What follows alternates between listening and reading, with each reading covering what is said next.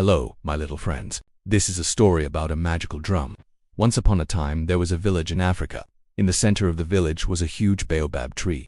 The villagers believed that the tree was sacred because many years ago it had saved their ancestors from a terrible drought. The tree had a wide hollow in its trunk. And one day a wandering musician came to the village. He carved a magnificent drum out of the trunk of the baobab tree and stretched the skin of a lion over it. The lion's skin was magical. It could speak the truth, no matter how well hidden it was. From that day on, the drum became known as the voice of truth. People in the village always told the truth to each other, because they knew that the drum would expose any lie. Villagers lived in harmony with each other because they knew that if they were dishonest, the drum would make the truth known. But then one day a greedy chief came to power. He took more than his share of food and money. He made the villagers work hard and pay heavy taxes. Anyone who complained or tried to stop him was put in jail or banished from the village. The chief was a tyrant, and he wanted to be seen as strong and respected, so he decided to hide the drum so that people could not hear its voice.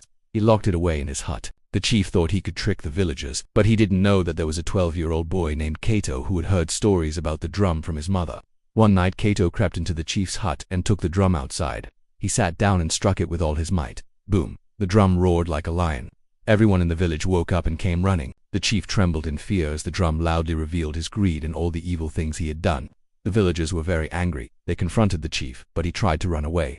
As he ran, the drum spoke louder, exposing all his lies. The villagers caught the chief and took him to the village square.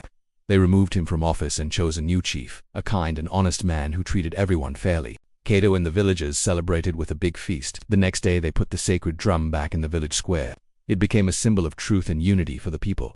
And that is why, my little friends, we should always be honest and true. The truth may be hidden for a while, but it always rises. You can't silence the truth forever. The end.